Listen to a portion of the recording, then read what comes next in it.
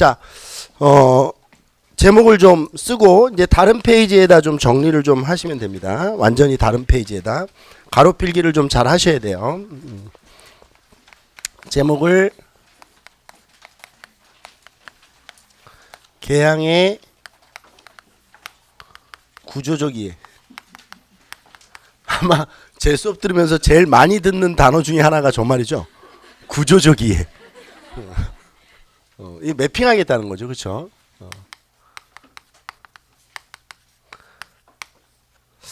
자, 계양을 구조적으로 이해하는 게 뭔지를 좀 보는데 왜 이걸 이해를 해야 되냐면, 이 계양은 우리가 이제 강화도 조약을 계양이라고 합니다. 무슨 조약? 강화도 조약을 우리가 계양이라고 해서 배우는데, 이 강화도 조약은 1876년에 일본의 강압에 의해서 이제 체결이 됩니다. 강화도 조약은 일본의 이제 강압에 의해서 이제 체결이 되는데, 이 강화도 조약이 결국 계항이고, 이 계항이 우리나라의 근대화의 서막이에요. 그러니까 이후에 어떻든 간에 우리나라는 이 강화도 조약을 계기로 근대화가 시작이 되는 겁니다. 그래서 부산, 원산, 인천 이 세 개 항구를 통해서 서양의 근대 문물이 유입되면서 우리나라 근대화의 첫 발이 내딛어진다. 이렇게 보시면 됩니다. 그래서 어떻게 됐든 간에 요 강화도 조약을 우리나라는 뭐라고 보냐면 근대화의 서막이다. 이렇게 보는 거예요.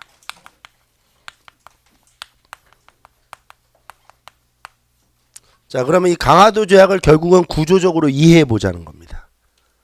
그러니까 이 강화도 조약 자체는 근대화의 서막이니까 중요하니까 이 강화도 조약을 구조적으로 한번 이해를 해보자 이런 거거든요. 자, 요 앞부분은 좀 공간을 남겨두시고요. 요 중간서부터 좀 필기를 좀 한번 해보는데, 자, 계항이라고 한번 써볼게요. 계항. 이거는 이제 강화도 조약이라고 했습니다.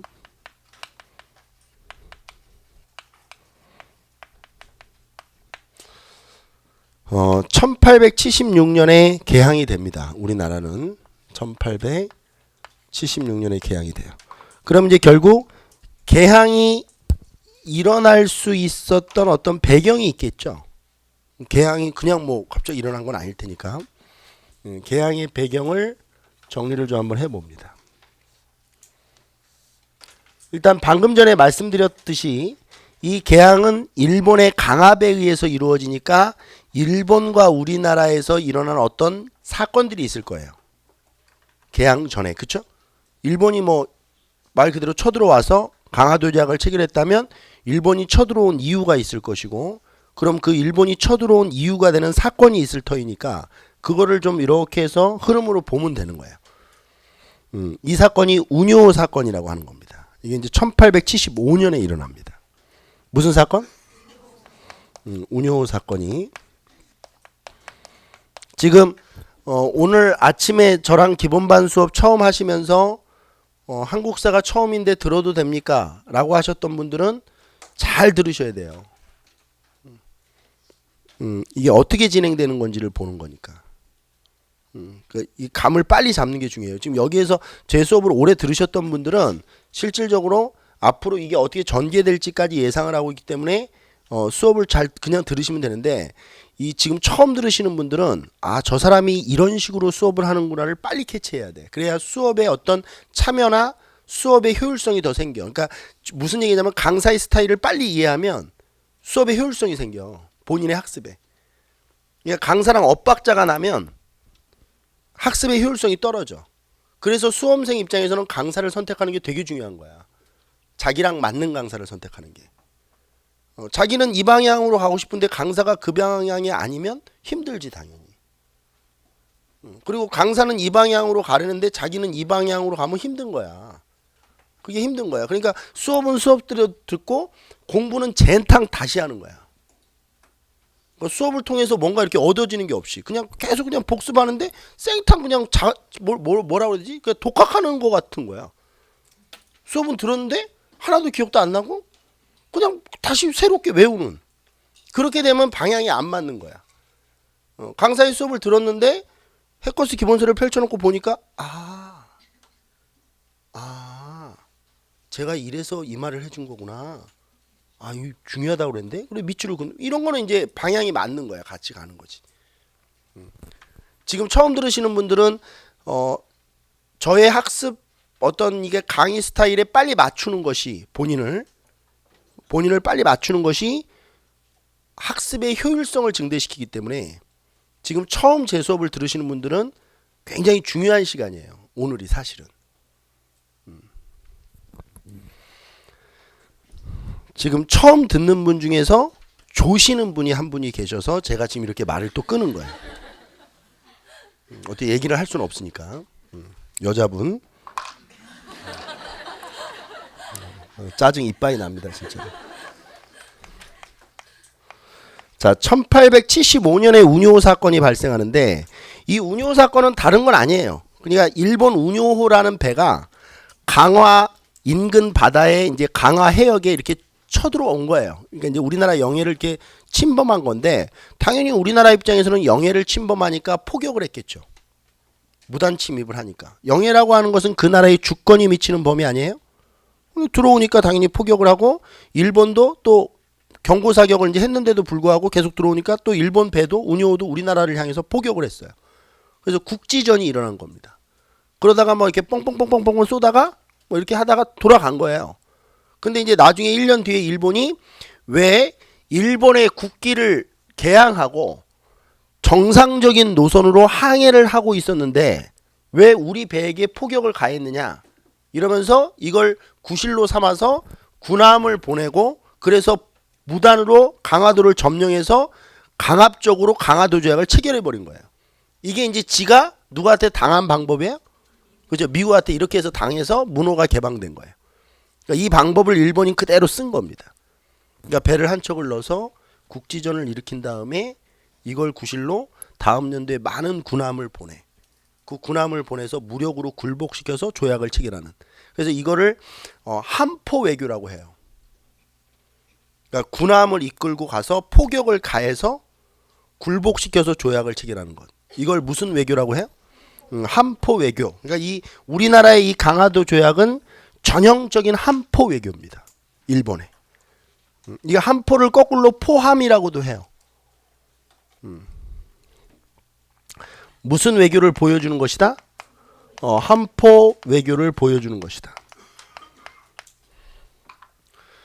결국 이 운요 사건을 일으킨 의도는 결국 일본이 이거를 그려놓고 한 거죠. 이렇게 해서 돌아가고 뭐 또 시발 하면서 들어와서 뭐 이렇게 하겠다. 뭐 이렇게 해서 그려놓고 운요를 넣은 거니까 요게 이제 요렇게 정리가 되시면 돼요. 자, 그 다음에 이 운요 사건을 일으킨 이유를 또 한 번 정리해 보면 일본은 그럼 우리나라를 문호 개방하려고 한 거네.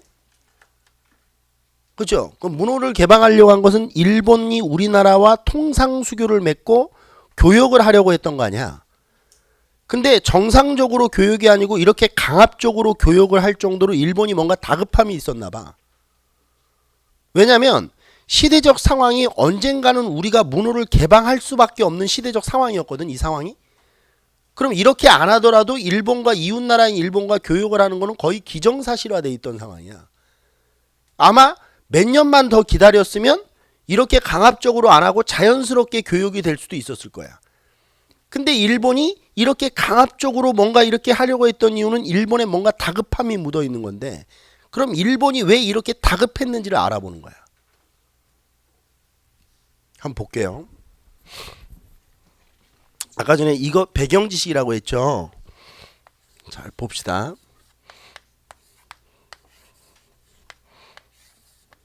느낌표로 그립시다.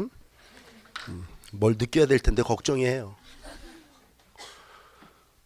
자, 여기가 연해주인데 자, 1860년에 연해주를 러시아가 먹었어요. 몇 년에? 1860년에. 자, 흐름이 딱 맞아 떨어져야 돼요. 러시아가 연해주를 획득했어요. 근데 러시아는 조선 후기 때도 한번 중국과 충돌이 일어난 적이 있어요. 그래서 러시아가 남하를 하는 바람에 청나라가 우리나라에게 도움을 요청하고 우리나라가 지원군을 보내서 러시아를 막은 경험이 있어. 그걸 나선정벌이라고 해. 그럼 러시아는 왜 계속 우리 이 밑으로 내려오려고 했냐면 이제 부동항을 획득하는 게 러시아의 꿈이야, 꿈. 얼지 않는 항구. 그럼 이제 러시아 입장에서는 연해주를 먹어서 블라디보스토크라는 항구를 얻었어. 이건 러시아가 굉장히 값진 걸 얻은 거야. 근데 러시아는 상식적으로 봤을 때 여기서 그치지 않을 거거든. 그럼 러시아의 다음 타켓은 어디냐면 당연히 한반도야. 연해주를 먹은 러시아는 당연히 이렇게 한 발만 넘어오면 한반도로 진출할 수 있는 거니까 당연히 일로 올 거라고 우리도 예상했고 일본도 예상한 거야. 우리만 예상하고 있는 게 아니고 이건 누가 봐도 수순이 이렇게 될 거니까. 그럼 일본의 입장에서 보면 왜 다급한 거냐면 러시아가 내려올 것 같아. 반드시. 근데 러시아가 만약에 내려와서 한반도를 먹으면 다음 타켓은 반드시 일본이야. 그럼 일본의 입장에서는 러시아가 한반도로 진출하기 전에 한반도에 일본이 먼저 진출하는 게 중요해. 그래서 방어막을 구축해 놓는 거야. 러시아가 일본으로 직접 들어오는 것에 대한 방어막은 지리적으로 봤을 때 한반도가 역할을 해주면 좋지. 어떻게 보면 방파제 역할을 해주는 거야, 한반도가. 러시아의 파도를 막아내는. 그래서 일본이 조선과 통상수교를 하자고 서계라는 걸 전달을 했어. 이건 일종의 외교 문서야. 그러니까 일본은 처음부터 저런 의도가 있었던 게 아니고 평화적으로 뭐를 하려고 했던 거야? 수교를 하려고 했던 거야. 그래서 서계를 전달해. 이 서계는 일종의 외교 문서야. 뭐를 원하는? 그치, 수교를 원하는. 그러니까 통상 수교를 요구하는 외교 문서. 이렇게 그냥 그대로 쓰면 될 것 같아. 통상 수교를 요구한다 이러니까 좀 일본이 강압적인 것 같은데 서계는 강압성은 없거든. 그러니까 원하는 통상 수교를 원하는 일종의 외교 문서야. 근데 이 외교 문서상에 어떤 표현이 있냐면 우리가 메이지 유신이 되면 일본이 왕정이 복고됐다는 표현을 써. 그러니까 일본 왕이 있어. 왕이 생긴 거야. 막부 체제가 무너지면서. 그러니까 이제 왕정이 들어가니까 일본이 이 왕을 뭐라고 하냐면 천황이라고 부르잖아, 지네들이. 근데 이 외교문서상에 자꾸 천황이라는 표현을 쓰니까 우리 조선의 입장에서는 이게 너무 불편한 거야. 왜냐면 천황이나 천자라는 표현은 누구만 쓸 수 있는 거야. 그렇지. 우리나라 입장에서는 중국 이외에 다른 나라가 쓰면 이거 굉장히 불편한 거거든. 왜? 우리나라는 안 쓰거든. 우리나라는 안 쓴단 말이야, 그런 표현을. 중국을 생각해서. 근데 일본이 자꾸 그런 외교 문서상의 어떤 관례에 어긋나는 표현을 쓰니까 이 서계를 수용하지 못하고 반환을 해요. 돌려보낸 거야. 그러니까 이제 일본의 입장에서는 정상적인 루트로는 우리나라와 뭐를 할 수가 없게 된 거야. 수교를 맺지를 못하게 된 거니까 저런 강압적인 부분이 일어난 거야.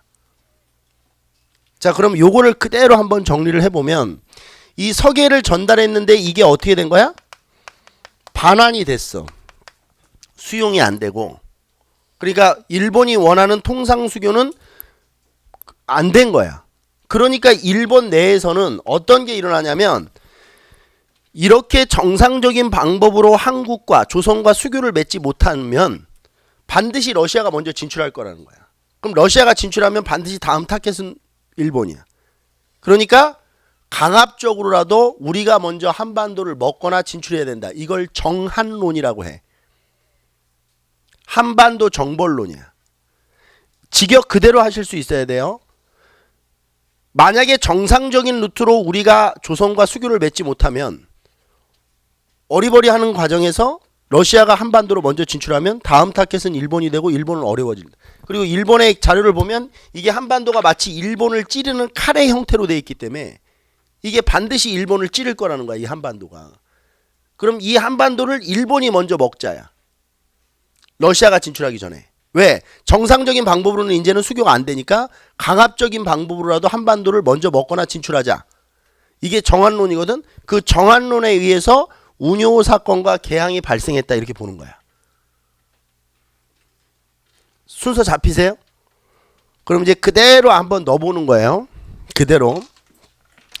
운요 사건이 발생한 이유는 일본 내 만들어졌던 정한론 때문에 그래. 정한론은 한반도 정벌론이야. 정한론이 일어난 이유는 저런 것 때문에 그런 거야. 그러니까 정한론은 결국 가장 원인이 되는 사건이 뭐냐면 러시아의 연해주 획득이야.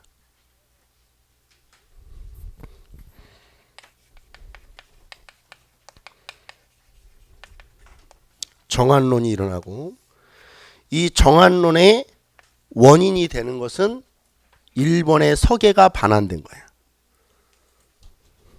일본의 뭐가?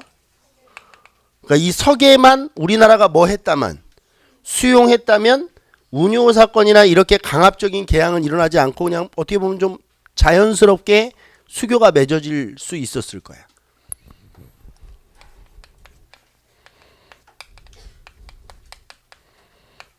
이렇게 정리를 해놓으면 돼. 그리고 요 밑에다 저 그림을 그려놓는 게 좋아. 이렇게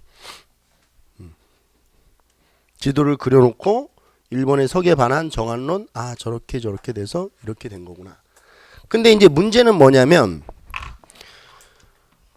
아니 지금 위에를 한번 봐봐. 이게 지금 개항의 구조적 이해라고 매핑을 한다고 해놓고 이중서희가 뭐라고 했냐면 강화도 조약은 근대화의 서막이라고 했어.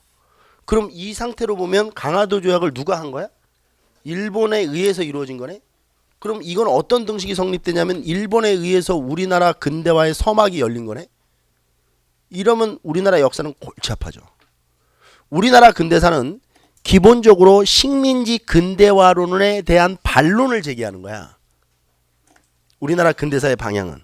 그러니까 적어도 우리나라는 일본에 의해서 근대화가 되지 않은 것이다.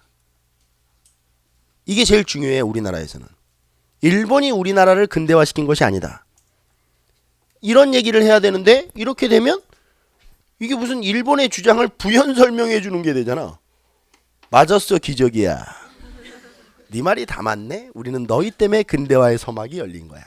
고마워. 이렇게 되잖아. 그러니까 이제 공부하는데 어려움이 있어요.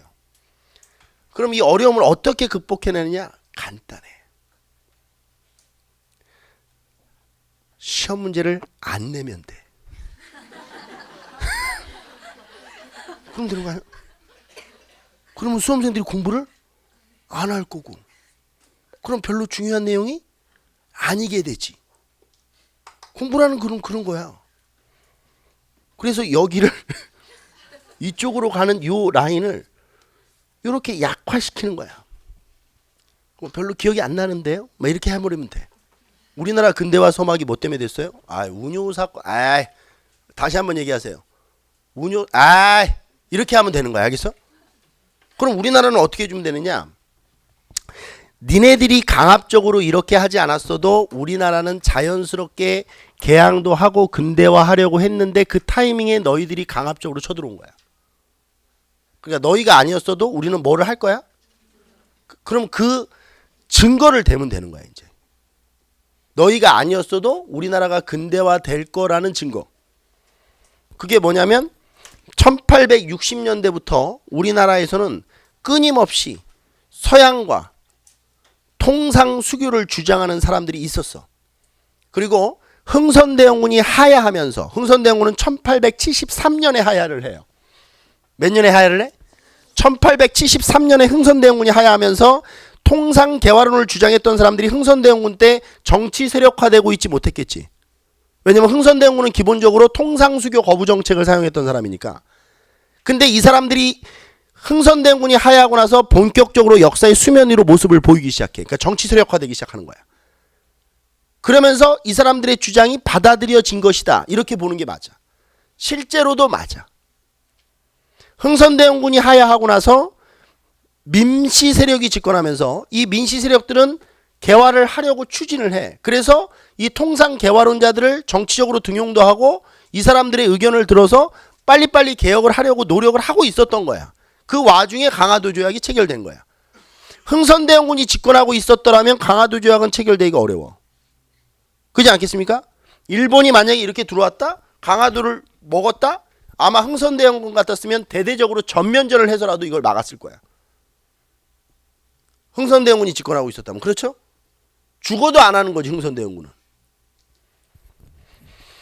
결국 흥선대원군 하야 이후에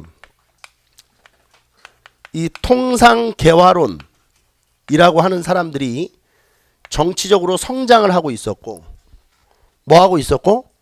정치적으로 성장을 하고 있었고, 뭐 하야 이후에? 흥선대원군 하야 이후에 정치적으로 성장을 하고 있었고, 얘네들의 주장이 받아들여져서 개항이 이루어진 것이다. 이렇게 보는 게 우리 한국사의 접근 방법이야. 그러면 시험 문제는 아까 전에 그래서 얘기하는데, 시험 문제는 이쪽을 강화시키는 거니까 시험 문제는 다 이 위쪽에서 나오는 거야. 이렇게 되면 우리나라 개항은 뭐가 돼버려? 자생적인.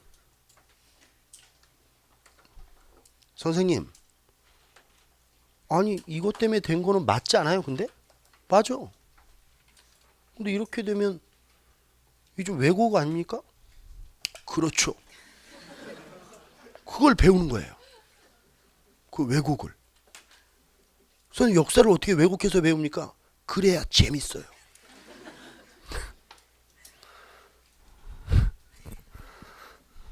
우리는 착한 거야. 적어도 우리는 기억이 안 난다고는 안 하잖아. 국사님이 이렇게 얘기는 해주잖아. 저 옆에 있는 새끼들은 기억이 안 난대잖아. 안 했대잖아. 그거보다는 더 나은 거 아니야? 우리는 그래도 이렇게 가르쳐주고 이걸 약화시키는 게 좋아요. 이렇게 얘기는 해주잖아. 근데 누구처럼 이걸 아예 안 가르쳐주진 않잖아. 우리가 그래도 좀 세련된 거야. 선생님, 그래도 납득하기 힘듭니다. 아이씨, 일본 가요 그러면. 한국에서는 이렇게 하는 거야. 한국에서 이렇게 하는 거야. 자, 그러면 이제 위쪽이 시험 문제 많이 나오니까 이 위쪽에 통상 개화론자들의 이름도 공부를 하고, 이 사람들의 이제 모든 상황들을 우리가 정리를 해야 돼요. 일단 이 사람들을 우리가 공부할 때는 뭐라고 배우냐면 초기 개화파라고 배워요. 그러니까 우리나라 최초의 무슨 애들이야? 개화파야. 초기 개화파. 박규수, 오경석, 유홍기, 이런 사람들이 우리나라 초기 개화파입니다. 박규수, 오경석, 유홍기, 이런 사람들이에요. 재밌는 거는 이 박규수는 양반이고 오경석은 역관, 유홍기는 의관이에요. 이제 이런 것까지도 공무원 시험에서 물어봐요. 오경석이 역관이냐 의관이냐. 왜? 무게중심을 완전히 어디다 두니까? 이 위쪽에다 두니까 다 물어보는 거예요. 이 위에 거는. 그리고 박규수, 그러니까 이 사람이 양반이고 얘는 중인인데, 중요한 건 뭐냐면 박규수가 중요해요. 왜? 중인들은 개화에 대한 생각을 할 수 있어. 자신들의 처지가 있으니까. 좀 새로운 사회를 열려고 하겠지. 근데 기득권이었던 이 박규수가 이렇게 근대화를 위해서 노력한다는 건 굉장히 고무적인 거야. 그래서 이 박규수를 굉장히 높이 평가를 해주는 거죠, 역사학자들이. 그러니까 개화를 주장할 필요가 없는 애가 개화를 주장하고 있는 거니까 위대한 거야. 박규수의 사랑방이 지금으로 얘기하면 개화 학원이에요. 우리나라 개화 사상가들은 다 어디서 공부를 하는 거야? 박규수의 집에서 공부를 해. 근데 박규수의 집이 왜 최적화되어 있는 곳이냐? 얘 할아버지가 박지원이야. 연암 박지원. 조선 후기의 북학파의 거의 수장이었던. 그러면 이 박지원이가 조선 후기 때 실학사상을 만들면서 엄청나게 책을 모으거든. 그러니까 박규수의 집에는 이 제동 박규수의 집에 이 박지원이가 모아놨던 책들이 다 있는 거야. 그러니까 일단 공부를 가르치기가 좋지. 많은 책들이 있으니까. 그래서 여기에 모였던 거야, 사람들이. 그리고 오경석과 유홍기는 전문 강사진들이야. 근데 얘가 좀 강의 실력이 좀 좋았나 봐. 둘 중에 굳이 비교하면. 예호가 대치야. 잘 가르칠 것 같지 않아? 아, 이거 대치동에서 하면 빵빵 터져.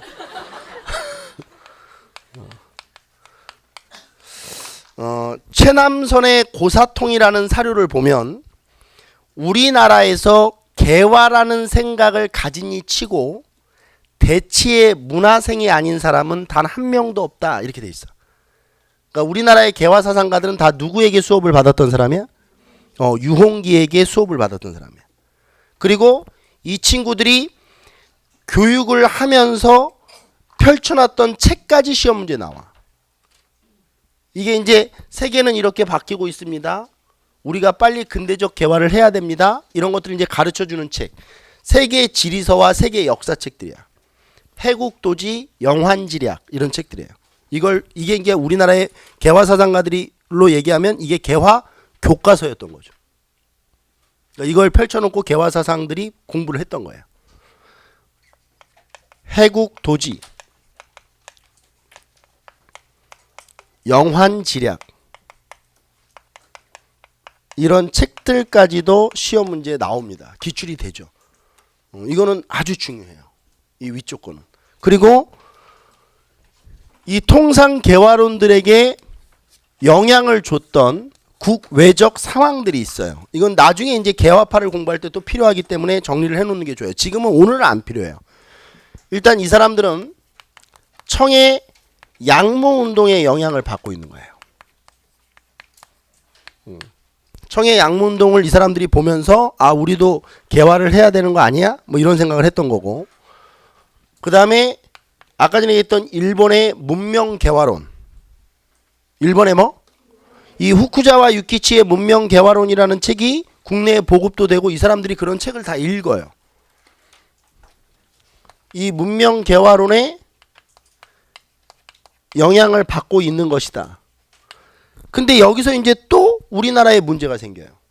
우리나라는 지금 이걸 부정하려고 위로 올라서 배운 거거든. 근데 이 위로 올려도 이게 또 나오네. 그러니까 일본의 입장에서는 이제 사학계의 입장이에요. 일본의 입장에서는 봐봐 조선아, 이렇게 가도 어차피 너희는 우리의 영향을 받는 거라니까. 빙신아, 노력하지 마. 어차피 근대화는 우리가 한 거야. 너희는 왜 그걸 부정하려고 그러니? 그럼 이제 우리나라 사람들은 뭐라고 하는 거냐면, 아니야 병신아, 영향을 받긴 받았는데 너희 건 진짜 조금 받았거든. 그럼 일본이 그게 무슨 소리야? 그럼 이제 우리나라 역사학자들이 얘기를 하는 거야. 들어봐, 기적이야. 이 통상개화론은 있잖아, 18세기 후반 북학파의 영향을 받는 거야. 북학은 일본을 배우자는 게 아니고 청을 배우자는 거야. 왜 말귀를 못 알아듣니 너희들은? 18세기 후반 북학파의 영향을 받는 거야. 이러다 보니, 자 보세요. 이러다 보니 어떤 것도 연구가 되냐면 연암 박지원의 손자가 얘야, 막 이런 얘기도 하는 거야 우리나라 학자들이. 그러니까 너희는 얘 98%. 그러니까 우리는 중국의 영향을 받은 건 부끄러워하지 않아. 아, 무슨 얘기인지 알죠? 역사적으로 중국의 영향을 받은 건 우리나라는 부끄러워하지 않아요. 이거 부끄러워하면 큰일 나죠. 이게 뭐 문자 자체가 다 중국 건데. 그럼 우리나라의 정체성 자체를 부정해야 되는 거니까, 중국을 부정하는 거는. 그러니까 역사적으로 그렇게 갈 수는 없고, 중국에 받는 거는 뭐 당연히 받지. 그럼 안 받아? 뭐 이렇게 얘기하면 되는 거고. 뭐 너희는 안 받았니 병신아? 뭐 이런 거지. 니네는 글자 자체가 뭐 중국 건데, 뭐 이렇게 얘기하는 거야. 근데 일본의 영향을 받은 것만 부정하면 되는 거야. 설사 받았더라도 기억이 안 난다고 해야 돼. 알겠어? 설사 받았더라도. 그래서 이제 이 북학파는 이렇게 영향을 주는 거야. 그리고 이거를 이제 튼튼하게 자생적으로 하기 위해서, 그러면 이제 일본은 또 이런 거야. 식민사학자들이 아이고 결국은 또 중국이었어, 또 이렇게 얘기하는 거야.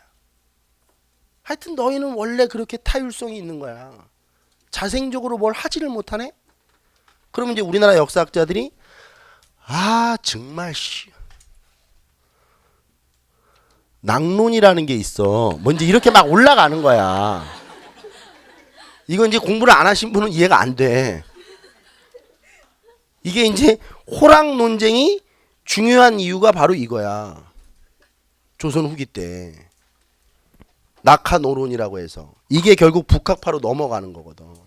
그러니까 결국 이렇게 되면 완전히 통상개화로는 자생적으로 이렇게 쫙 계보가 이어지는 거지. 그렇게 해서 공부를 하는 거야. 그러면 개항이 되고 나서 자 보세요. 개항이 되고 나서 우리나라에서는 어떤 일이 있느냐 이런 거야. 개항이 되고 나서 우리나라에서 있는 일.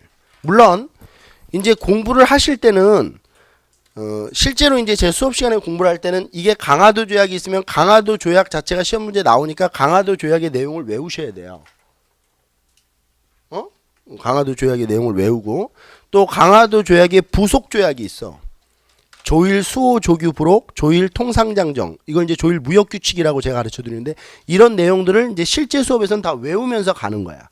근데 지금은 일단 전체적인 틀을 먼저 보는 시간이니까 이 수업의 테마는 매핑이잖아. 그러니까 매핑이 아닌 것들은 좀 걷어내는 거야. 개항을 하고 나서 우리나라는 뭐가 시작되냐면 근대적 개혁이 추진돼. 뭐가 추진돼? 그러니까 개항을 하고 나서부터 우리나라는 근대적 개혁이 이제 추진이 되기 시작하는 거야.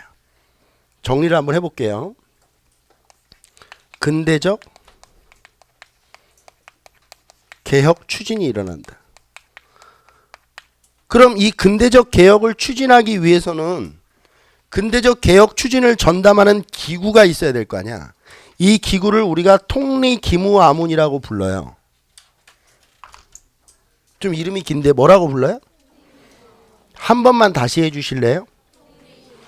통리기무아문이라고 불러요.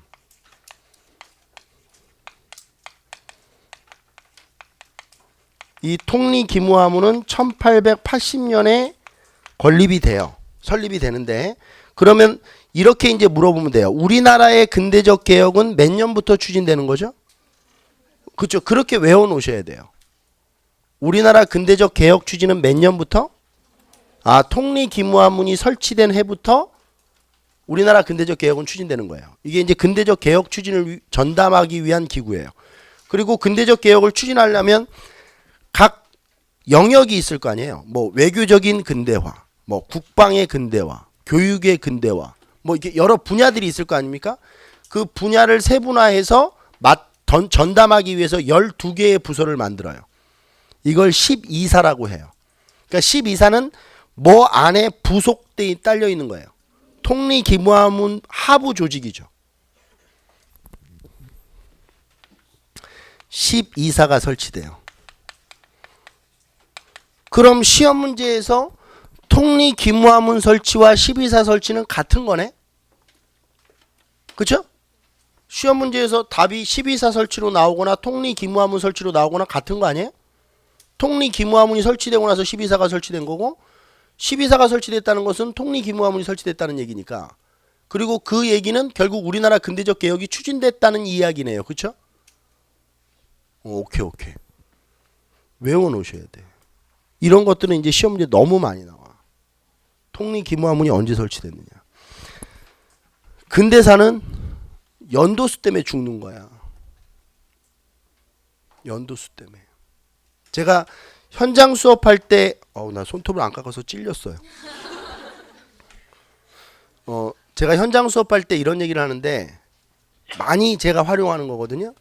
이렇게 세 분의 학생이 있는데 제가 물어봤어요. 잘 보세요. 수능은 어떻게 공부하는 거냐. 제가 이제 차이를 얘기해 줄 때 쓰는 거예요. 우리나라 근대적 개혁 추진은 언제 됐습니까? 이렇게 물어보잖아요. 그럼 수능을 공부하는 수험생들은 개항 이후요. 이렇게 대답하면 수능 공부를 잘하고 있는 거예요. 한국사 능력검정 시험 1급 고급을 공부하고 있는 학생들은 통리기무아문이 설치된 이후요. 이 정도까지는 해줘야 되는 거예요. 근데 공무원 한국사를 공부하시는 분은 우리나라 근대적 개혁은 언제 추진됐습니까? 이렇게 물으면 언제라고 그랬잖아요. 그러면 1880년부터요. 이게 공무원 수업 방법이야. 그러니까 다소 짜증스럽지. 근데 다 맞아. 그치? 우리나라 근대적 개혁 추진은 개항 이후에 됐어요. 통리기무화문이 설치된 이후에 되죠. 1880년부터요. 다 맞는데 어떤 게 공무원 스타일인지를 정확히 뚫어내야 되는 거야. 그래서 근대사는 연도수를 외우는 게 중요해. 근데 단 외우는 것도 이해를 하면서 외우라는 거야. 이렇게.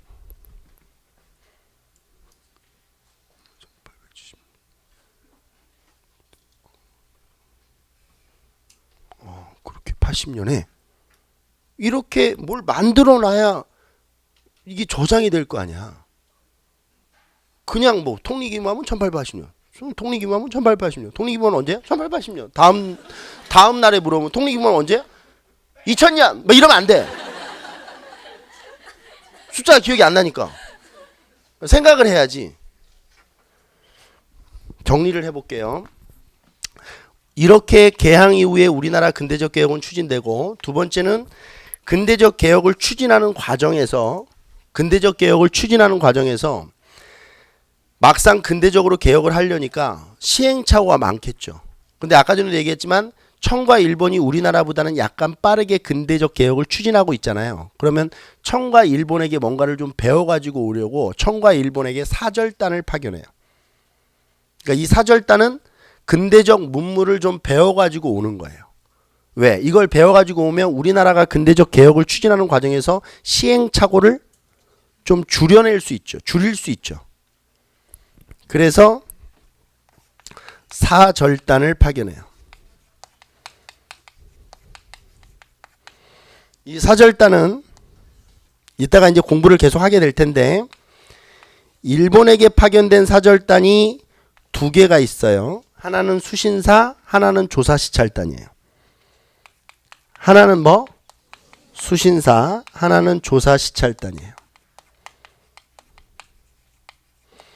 그리고 이제 공부를 하시다 보면 수신사와 조사시찰단도 구분하는 문제가 잘 나와요. 수신사는 나중에 하기로 하고, 조사시찰단은 1881년에 파견이 돼요. 연도수를 외워버리면 조사시찰단과 수신사를 구분을 바로 할 수 있어요. 왜냐하면 수신사는 1881년에 파견되지 않으니까. 그러니까 일본에 파견됐다고 해도 사절단과 그러니까 수신사와 조사시찰단을 구분하는 가장 강력한 거는 연도예요. 사료에서 나왔을 때. 1881년에 일본에 파견되었고, 이러면 100% 조사시찰단이야. 이 조사시찰단을 끌고 간 사람은 누구냐면 박정양이라는 인물이야. 누구라고요? 쓰세요. 박정양. 뭐 박정양 말고도 많은 사람들이 가지만 박정양만 기억을 좀 해두시면 됩니다. 그 다음에 청나라에 파견된 사절단은 수신사라고 하는 겁니다.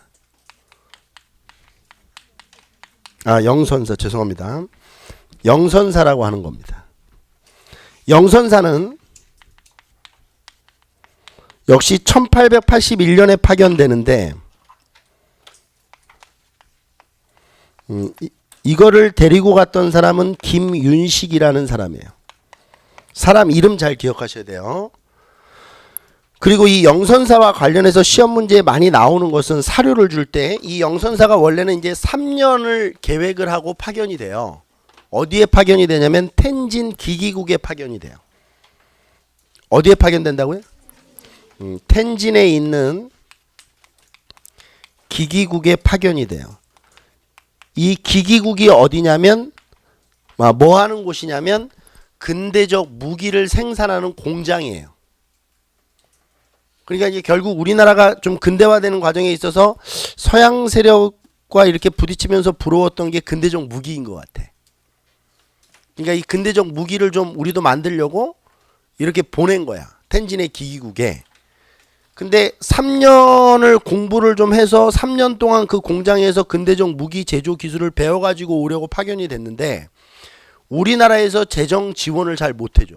이 수신사, 이 영선사에게. 영선사에게 재정 지원을 못 해주니까 이 사람들이 1년 만에 조기 귀국을 해. 선생님 이런 것까지 외워야 돼요? 사료 때문에 그래. 그러니까 영선사를 찾으라고 할 때 항상 사료에서 1년 만에 조기 귀국하고 이 말이 나와. 그러니까 이런 거는 아예 사료를 따로 공부할 필요 없고 외워버리면 그냥 딱 뜨면 아 영선사구나 이렇게 그냥 바로 문제가 풀려. 그러니까 이런 것들은 아예 그냥 매핑을 할 때 넣어버리면 돼. 우리 만적의 난 공부할 때 만적이가 주장했던 거 그냥 외우듯이 왕후장상의 시가 따로 있느냐. 그러니까 이 사료 나오면 그냥 만적의 난이잖아. 그렇게 사료를 그냥 외워버리는 거야. 축약해서. 정리 한번 해볼게요. 1년 만에 조기 귀국을 했어.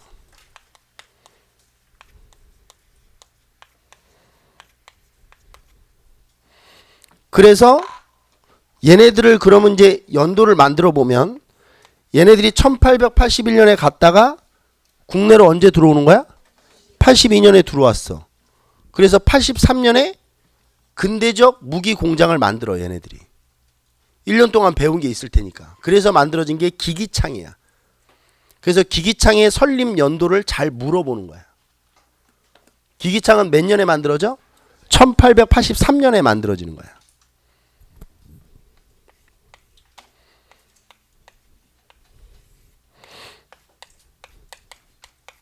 기기창이 설치된다. 수업하면서 제가 저번 시간에 얘기했던 거 있죠. 이런 게 이제 연동 개념이야. 영선사와 기기창. 그러니까 시험 문제를 풀다 보면 예를 들어서 자료에서 영선사를 묻는다. 그러면 거의 90%는 답이 기기창이야. 사료에 기기창이 떴다.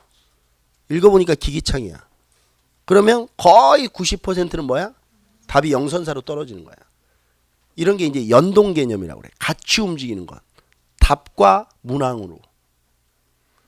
그러니까 얘가 자료가 되면 답이 얘가 되고 이쪽이 자료가 되면 답이 얘가 되는. 특히 근현대사 수업할 때는 이런 학습이 중요해. 대한매일신보가 자료에 제시됐다. 답은 국채보상운동이야. 국채보상운동이 자료로 제시된다. 답은 대한매일신보야. 이런 게 연동 개념이야. 이해되십니까? 무슨 얘기인지? 기기창도 잘 연결을 좀 해두시면 돼요. 자, 그 다음에 요 밑에다 군제 개편이 일어납니다. 무슨 개편? 공간이 없기 때문에 여기다 쓸게요.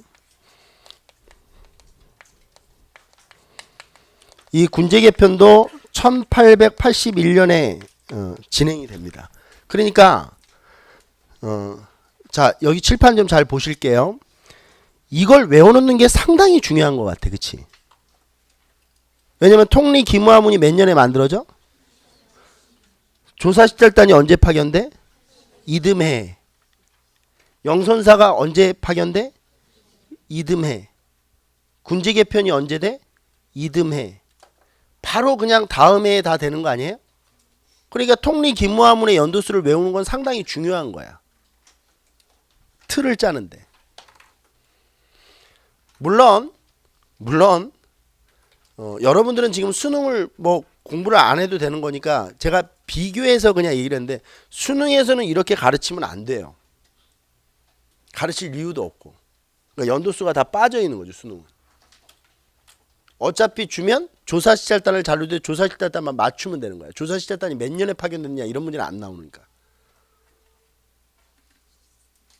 그래서 공무원 한국사가 다시 한번 얘기하지만 힘들다는 거야. 그 단체의 내용도 알아야 되지만 그 단체가 정확히 몇 년이고 그리고 그 단체에 들어있는 인물이 정확히 누군지 그런 걸 물어보니까 어려운 거야. 사람 이름 외우는 거, 연도수 외우는 거 그거 힘들어. 공부해보면 힘들다고. 연도수 외우고 사람 이름 외우는 게 보통 일이 아니야. 특히 사람 이름 외우는 거 되게 힘들어. 왜냐면 얘네들을 본 적이 없기 때문에 더 힘들어. 아는 사람이면 외우기가 쉽지. 군제 개편이 일어나는데 이 군제 개편 방향도 좀 볼게요. 이거는 우리가 저번 시간에 했던 것 같아. 지방행정 조직할 때 5군형이 있었지. 이 5군형의 순서가 저번에 잘못돼가지고 그쵸? 막판에 정정해줬는데 훈련도감, 어영청, 총용청, 수어청, 금이형 이 순서대로 돼야 돼요. 5군형이 뭘로 바뀌냐면 이 0으로 바뀌어. 그러니까 오군형이 두 개로 어떻게 되는 거야? 줄어드는 거야. 오군형이 뭐로? 이영으로. 이 영의 이름을 외워야 돼. 무이영, 장어영. 이름이 뭐라고? 무이영, 장어영. 그러니까 우리가 오이서부터 이름을 다 외워야 돼. 사실은. 조선 전기의 오이서부터. 의흥이 기억나요? 용호이, 호분이, 총자이, 총무이. 이게 오이였지. 아니 물론 수업할 때 외우지 말라고 했어. 나중에 이제 뭐 실전동영이나 할 때 이제 이런 것들을 점검을 할 테니까 지금은 외울 필요 없지만 원칙적으로는 공무원 한국사는 다 외우는 게 맞아. 원칙적으로는. 근데 무이영, 장어영도 외우는 거야. 오군형, 훈련도감, 어영청, 총융청, 수어청, 금이영이 무이영, 장어영으로 바뀐 거야. 그러면 5개 있던 게 몇 개로 줄어들었어? 2개로 줄어들었지. 그럼 잘 생각해 보면 잘린 애들이 있을 것 같아. 개편되면서. 그러면 실직된 군인들이 있겠지. 중앙군은 직업 군인들이니까 대부분. 그럼 이 잘린 애들은 열받겠네. 뭐가? 이게. 지금 근대적 추진 과정에서 군제 개편이 일어난 거 아니야? 그럼 이 잘린 군인들은 열받아. 그쵸?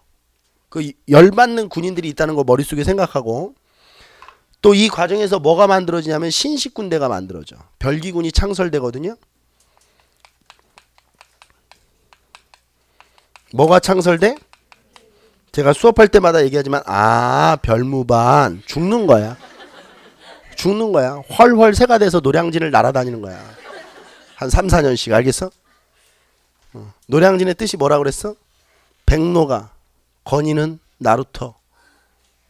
이게 노량진이야. 그래서 우리가 임용고시 볼 때 이게 씨야 우리가 백론이 백순이 뭐 이랬던 거야.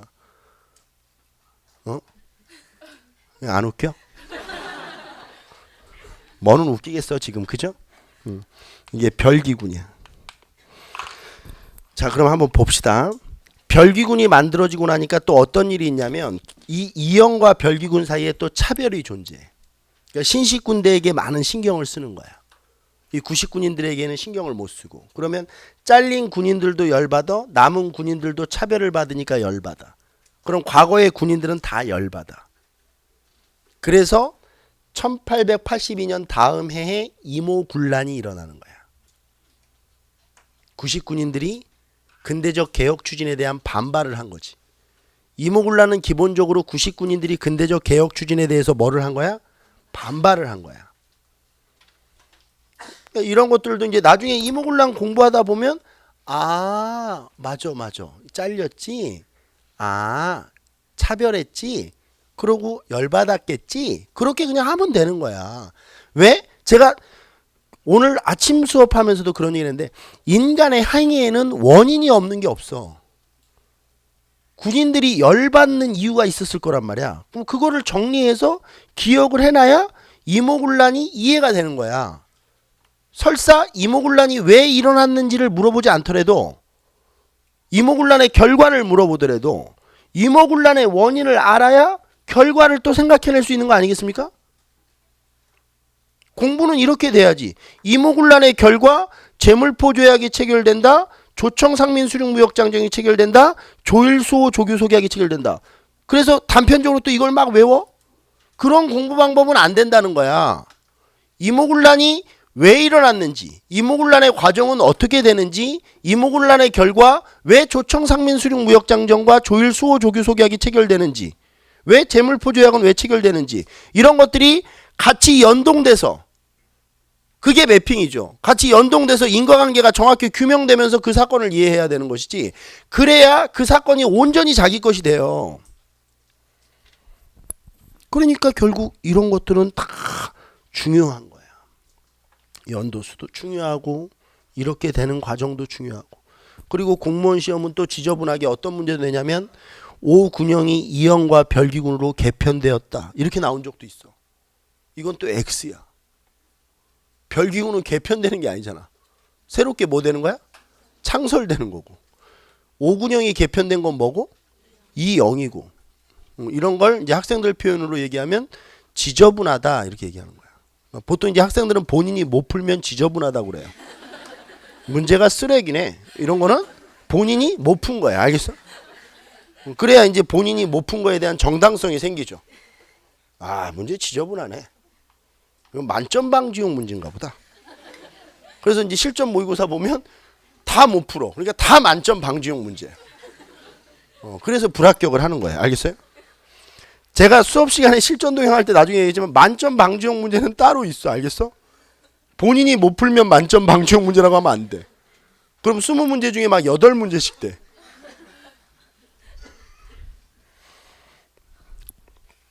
정리를 잘 해놓으시면 됩니다. 자, 그 다음에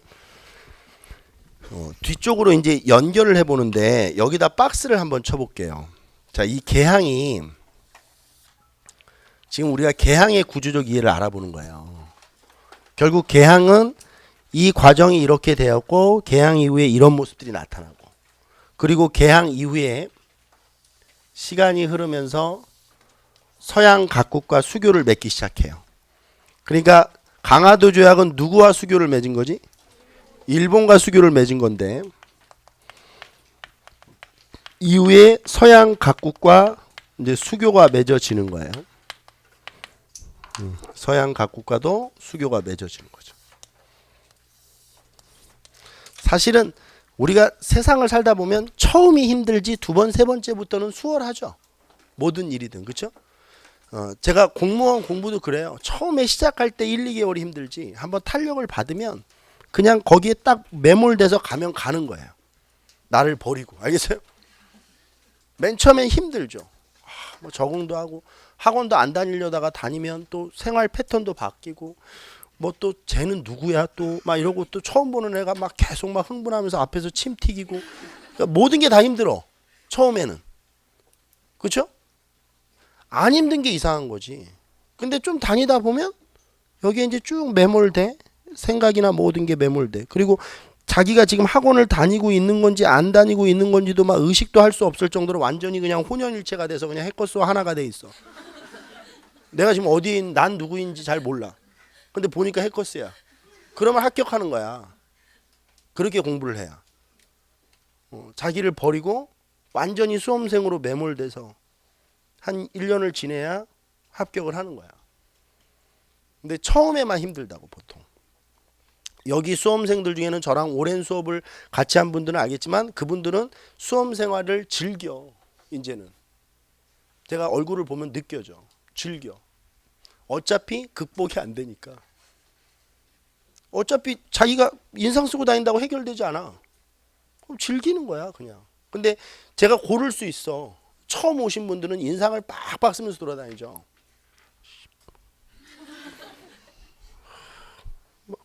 책 이런 거 들고 그렇죠? 책도 이만큼씩 들고 다니잖아. 오래되신 분은 책을 안 들고 다녀. 노트 같은 거 이렇게 하나씩 들고 다녀. 그게 이제 짬밥이야. 알겠어? 그러니까 처음 오신 분들은 막 가방이 이만해. 교실마다 막 그렇죠? 국사 들어가면 국사 3권 다 들고 와 이렇게. 그러니까 힘들어. 그래 무거우니까 힘들지. 모든 일은 처음이 어려워요. 그러니까 일본과 처음 수교를 맺었잖아. 두 번째, 세 번째부터는 좀 수월해지죠. 그래서 연쇄적으로 서양 각국과 수교가 맺어져요. 제일 먼저 맺은 나라가 미국이고요. 이건 1882년에 맺어져요. 그 다음에 영국, 독일. 이건 1883년에 체결이 돼요. 그 다음에 러시아. 이건 1884년에 체결이 돼요. 그 다음에 프랑스 1886년에 체결이 돼요. 자, 연도수를 외우시는 것보다 시험 문제에서는 이 순서를 잘 물어보기 때문에 순서를 기억하시는 게 중요한데 이 순서를 좀 효율적으로 잊혀지지 않게 학습하는 방법이 있어요. 그거를 좀 보실 텐데 그게 뭐냐면 우리가 넘겼던 예를 좀 자세히 공부하는 겁니다. 뭐를? 수신사를 좀 자세히 공부하시면 돼요.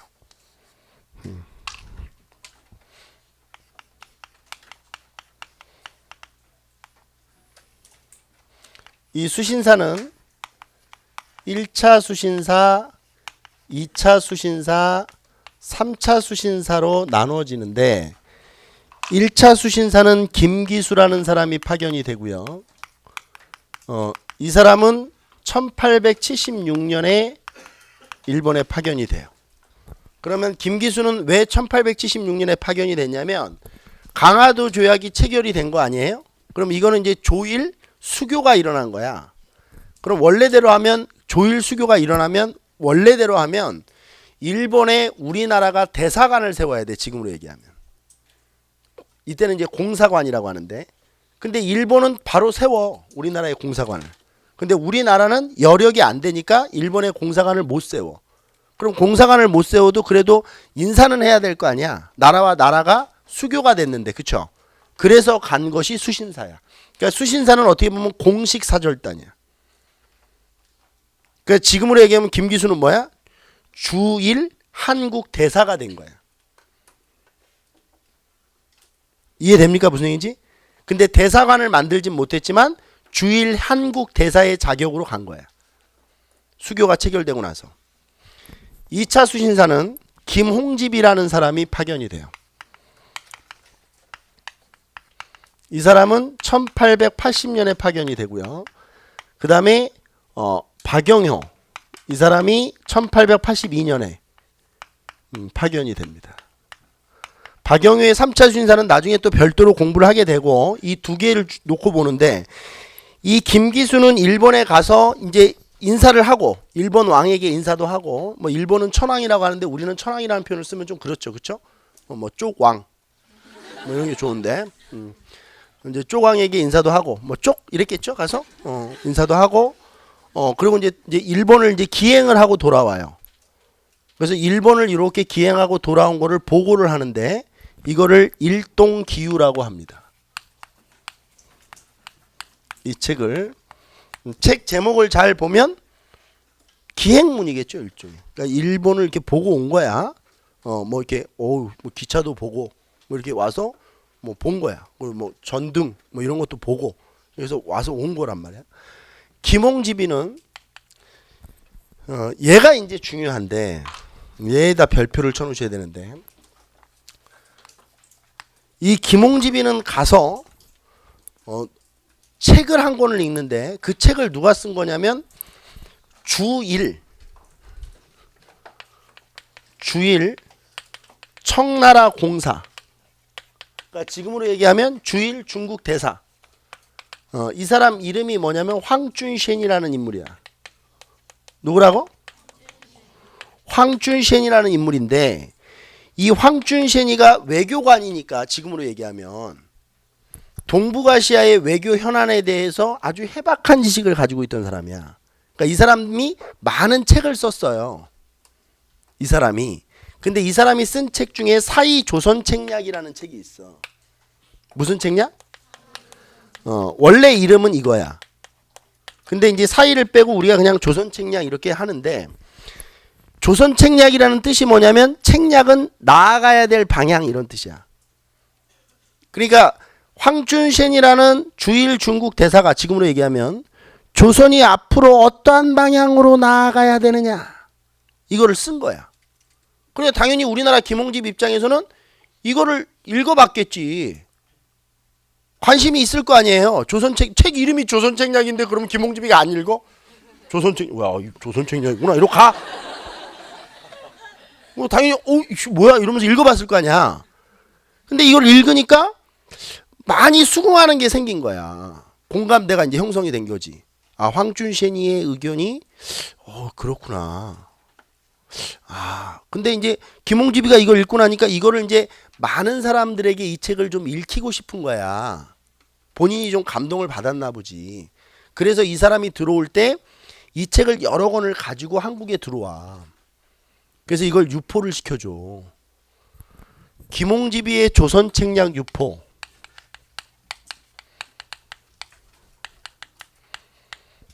그러니까 김홍집의 2차 수신사는 무슨 책과 관련돼서 조선책략이 우리나라에 유포되는 거야. 그럼 문제는 뭐냐면 왜 갑자기 지금 이걸 하다가 일로 넘어왔는지를 보세요.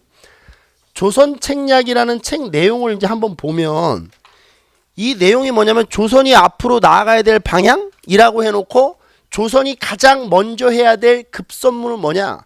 러시아를 막는 거라고 써놨어. 뭐를 막는 거? 이거를 한마디로 얘기하면 방러책 이렇게 얘기할 수 있어요. 무슨 책?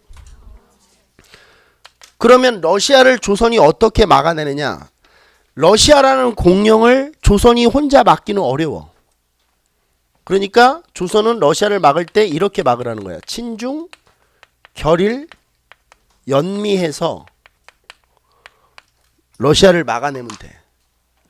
그러면 이 뜻은 앞에 친, 결, 연 이거는 엉덩이, 궁뎅이, 방댕이 이런 거야.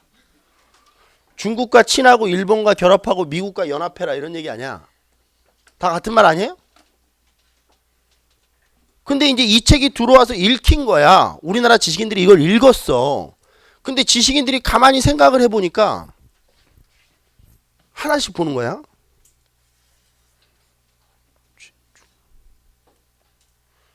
이건 이미 돼 있는 거잖아.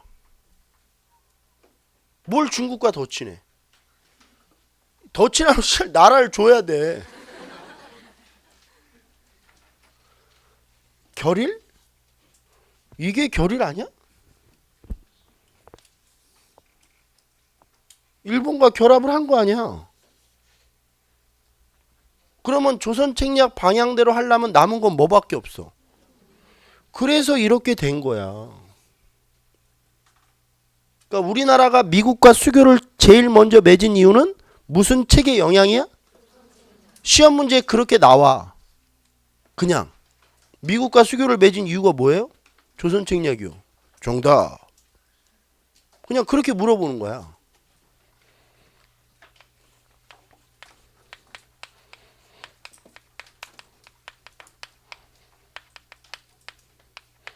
그리고 이거를 이제 동그라미를 좀 쳐요. 이 미국과 영국 독일을 이렇게 묶어. 이 미영 독은 또 미국과 우리가 수교를 맺는 과정에서 또 영향을 줬던 게 있는데 그게 청나라가 알선을 한 거야. 그러니까 우리나라가 이 외국과 수교를 맺도록 누가 알선을 해? 청이 알선을 하는데 이것도 아주 중요한 대목인데요. 청이 알선을 하는 이유는 강화도 조약이 체결되고 나서 우리나라와의 무역의 주도권이 누구에게로 넘어가? 일본에게로 넘어가 버려 중국이. 그러니까 중국은 우리나라와 무역에 오랫동안에 어떻게 보면 쌓아온 축적돼 있는 그런 나라인데 조선 후기 경제사를 공부하다 보면 책문후시라고 해서 거의 대부분 중국과만 무역을 해요. 우리나라는. 다른 나라와의 무역은 거의 없다고 보시면 되는데 완전히 무역의 주도권이 일본으로 넘어가니까 중국의 입장에서는 당연히 불안하죠. 이게 잘못하면 이거 일본이 조선에서 영향력이 강화되고 뭐 또 조선도 이렇게 되면 시간이 지나면서 또 일본에게 획가닥 이렇게 넘어가 버릴 수도 있는 거고. 그럼 중국은 뭔가 이거에 대한 대비를 해야 될 텐데 중국이 가만히 생각해 보니까 조선이라는 나라가 어차피 이제 이 개항을 한 거야. 그쵸? 이미 돼 있고 이제 다른 나라와 역시 계속 연쇄적으로 이제 수교를 맺어야 되는데 그 과정에서 중국이 일정 정도의 역할을 해내면 되는 거야. 중국의 입장에선.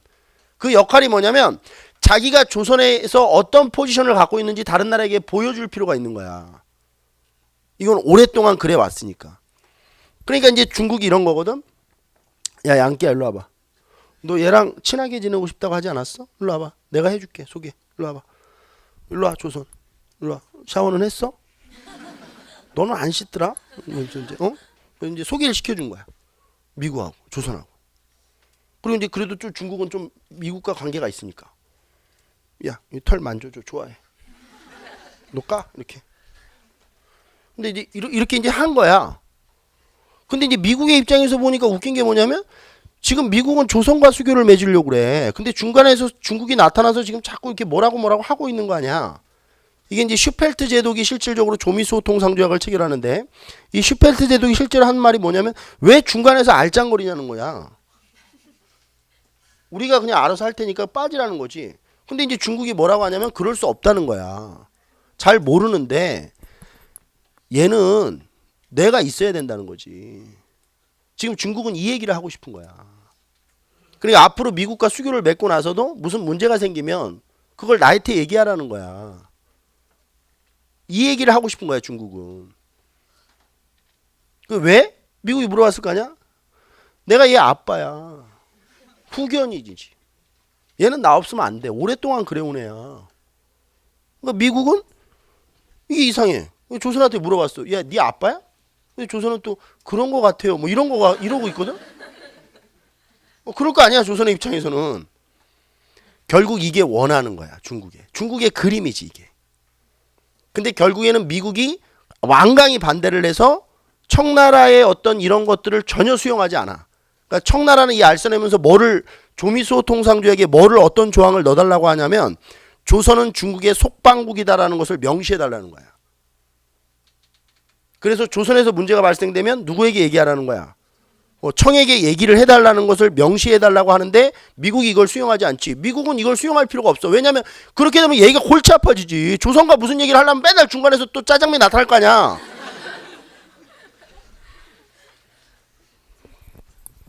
그럼 이제 정리를 한번 해봅시다.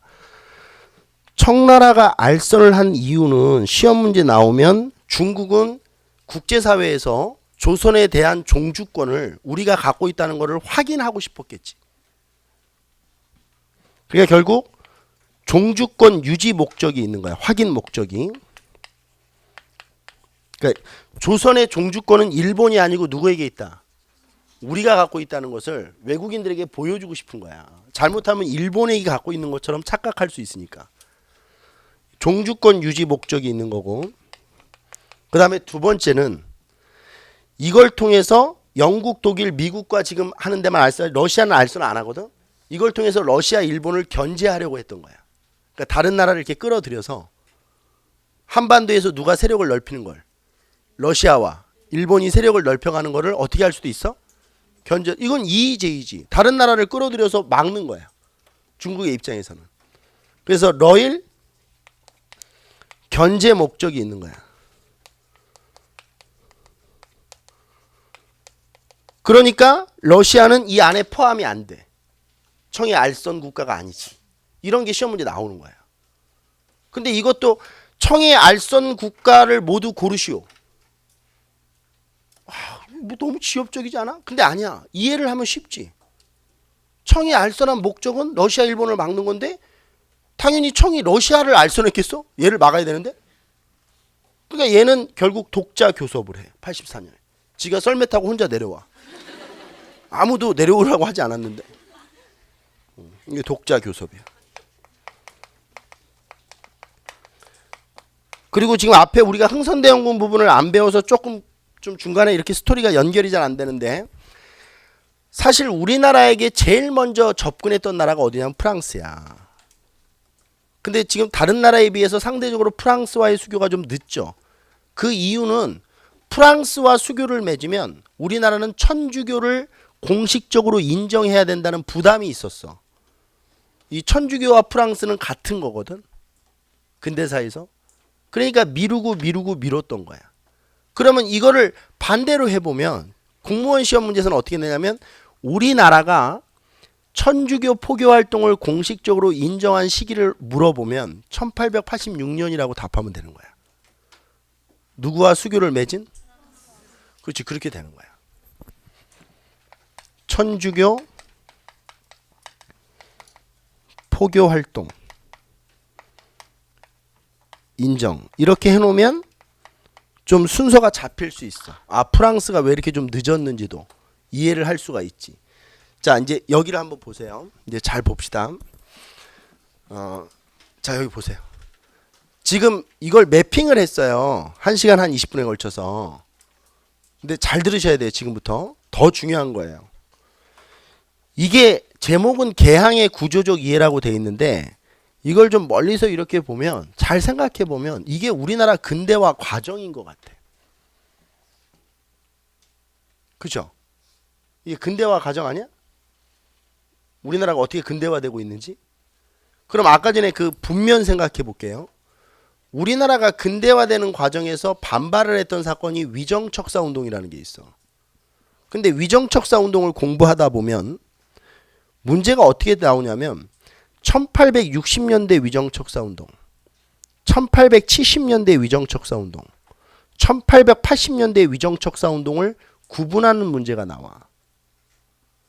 근데 그것도 뭐를 주냐면 사료를 주고 이 위정척사운동이 몇 년대냐를 찾아야 돼. 사료를 읽고. 아, 이건 1870년대지. 아, 이건 1860년대지. 이렇게 찾아야 돼. 근데 잘 생각해 보면 위정척사운동은 근대화 과정과 연동되어 있는 개념 아니겠어? 근대화가 될 때 반발하는 거 아니야. 그지 않겠어요? 지금 이해되십니까? 무슨 얘기지? 그럼 이제 정리를 한번 해보는 거예요. 쓰지 말고, 쓰지 마세요. 쓸 필요 없어. 나중에 수업할 때 다 해야 되니까. 얘네들이 처음 모습을 보일 때가 언제냐면 1860년대야. 흥선대원군 집권기 때. 근데 흥선대원군 집권기 때는 얘네들이 정치 세력화되질 못해. 흥선대원군이 통상수교구 정책을 하고 있었으니까. 그러면 1860년대 얘네들이 처음 등장했을 때 얘네들을 막 비판하고 씹으면 1860년대 위정척사 운동이 되는 거야. 박규수가 뭐라고 했는지 알아? 미친 새끼 아니야? 오경석, 유홍기가 요즘에 개화사상가들에게 교육을 시키고 있대. 정신 나간 놈들이네. 이런 얘기를 하면 몇 년대 위정척사야. 그러니까 그대로 그냥 가면 되는 거지. 그러면 초기 개화파였던 박규수, 오경석, 유홍기가 원했던 게 뭐냐면 서양과 통상수교를 하는 거야. 그럼 1860년대 위정척사는 서양과의 통상수교를 거부하는 거야. 반대하는 거지. 그러니까 사료를 읽으면서 누구와의 수교를 반대하는 것? 서양과의 통상수교를 반대하면 1860년대 위정척사 운동이 되는 거야. 이거를 또 깊이 있게 조명을 해보면 이 사람들은 모르긴 몰라도 흥선대원군의 통상수교 거부 정책에 이념적 기반을 제공해주고 있던 친구들이야. 그러니까 흥선대원군이 통상수교 거부 정책을 진행하고 있을 때 그 이념을 제공을 해주고 있는 거지. 양끼와는 수교하지 마십시오. 양끼는 멀리 하십시오. 박규수 저 새끼는 미친 새끼입니다. 이러면서 흥선대원군에게 힘을 실어줬던 사람들일 거야. 그런 사람들이 1860년대 위정척사고 1870년대 위정척사는 제일 대표적 사건이 이거 아니겠습니까? 그러면 절대로 뭐 하지 말라는 사람들. 개항은 누구한테 한 건데? 일본한테 한 거죠. 그러니까 절대로 누구와 수교 맺지 말라는 거야. 이러면 1870년대야. 서양과 통상수교를 반대하면 1860년대. 일본과 통상수교를 반대하면 1870년대가 되는 거야. 개항 반대. 뭐 반대? 이걸 반대하는 이걸. 그러면 1880년대 위정척사는 뭐냐? 1880년대부터 근대적 개혁이 추진되지 않나? 그럼 통리기무화문 설치되고 나서 이 하는 일련의 개혁 정책을 다 반발하면 1880년대네. 이해되죠? 통리기무화문을 도대체 왜 설치했습니까? 이렇게 얘기하면 1880년대 위정척사 아니야? 시기적으로 보면. 그리고 또 하나는 1880년대 누구랑 수교를 또 맺으려고 그래? 조선책략이 유포되면서 누구랑? 미국과 수교를 맺으려고 하죠. 이거를 반대하는 거야.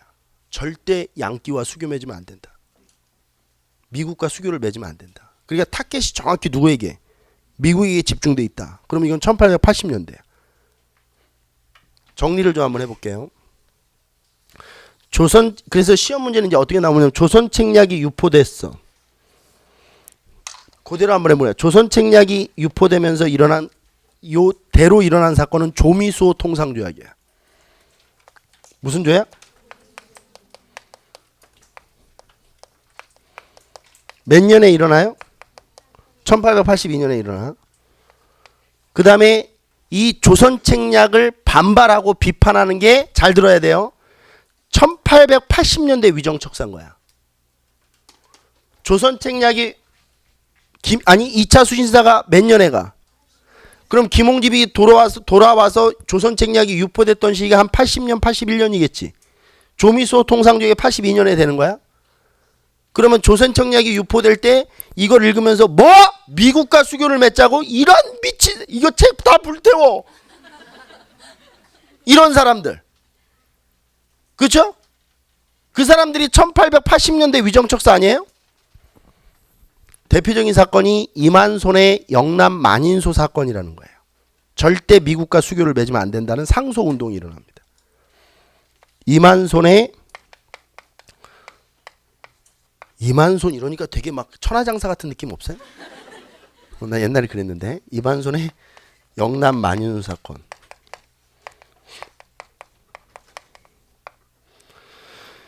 그러니까 결국 이런 것도 이제 보는 거예요. 자, 사료에 예를 들어서 조선책략이 자료로 떴다. 그럼 답이 보통 이거 두 개예요. 실제로 조선책략이 미친 영향. 미국과 뭐가 체결됐다? 수교가 체결됐고, 우리나라에서 뭐가 일어났다? 이만손의 영남 만인 사건이 일어났다. 그리고 또 이제 공무원 시험 스타일로 바꿔볼게요. 조미소 통상조약이 먼저일까? 이만손의 영남 만인 사건이 먼저일까? 그렇지. 이만손의 영남 만인 사건이 먼저. 왜냐면 미국과 수교를 맺고 나서 반발하는 게 아니고 미국과 수교를 맺기 전에 반발했을 테니까. 그런 것도 이제 상식적으로 매핑을 해나가면서 생각을 해내는 거야. 자, 얼굴 좀 볼게요. 위정척사 운동은 1890년대로 넘어가잖아요. 이게 의병이 돼요. 을미의병. 명성황후 시해 사건. 단발령 때문에 유생들이 의병을 일으키거든요. 그게 어떻게 보면 반일 항일이죠. 그렇죠? 그러면 1860년대 위정척사, 1870년대 위정척사, 1880년대 위정척사, 1890년대 위정척사는 의병으로 넘어간단 말이야. 의병이 되는 거야. 그러니까 위정척사 운동을 잘 물어보는 거야. 이게 나중에 구한말 의병을 태동시키기 때문에. 그러면 위정척사 운동의 흐름을 잡는 것도 되게 중요하지만, 제가 지금 얘기하고자 하는 건 뭐냐면, 오늘 수업에 이제 본질 얘기를 하고 마칠게요. 매핑은 한국사를 공부하는 데 있어서 보다 수험생들의 짐을 덜어주기 위한 학습 전략이에요. 그러니까 해커스 기본서를 보면 이게 이제 오늘 아마 가서 읽어보세요. 이게 엄청나게 중구난방으로 나와 있어요. 그냥 시대 흐름에 따라서. 그리고 한참 지나면 위정척사 운동이라고 해서 또 1860년대, 70년대, 80년대, 90년대 이렇게 나와 있어요. 근데 잘 보면 이거를 반대하면 1860년, 이걸 반대하면 70년 이렇게 연동이 되잖아요. 그렇죠? 그렇게 이렇게 연동을 해서 하면 더 중요한 건 잘 잊혀지지가 않아. 왜냐면 이해를 한 거니까. 1860년대 위정척사가 무엇인지를 이 과정을 이것만 가지고도 이해를 된 거거든. 1870년대 위정척사는 당연히 개항을 반대하는 것이겠지. 이게 가지고 이해가 된 거야. 그럼 굳이 위정척사 운동을 따로 시간을 내서 많이 할애할 필요가 없네. 사료를 읽어보면 이게 1870년대인지 80년대인지 바로 고를 수 있어야 되는 거야. 제가 매핑은 이 주차 수업 시작할 때 1주차부터 진화한다고 얘기를 했죠. 다음 4주차는 항일 무장투쟁이 준비되어 있어요. 많은 참여 부탁드립니다. 그리고 오늘 배웠던 거는 한국사 전체 부분에서도 시험 문제에 많이 기출되는 거니까 정리를 좀 잘 해놓으셨으면 좋겠습니다. 고생하셨습니다.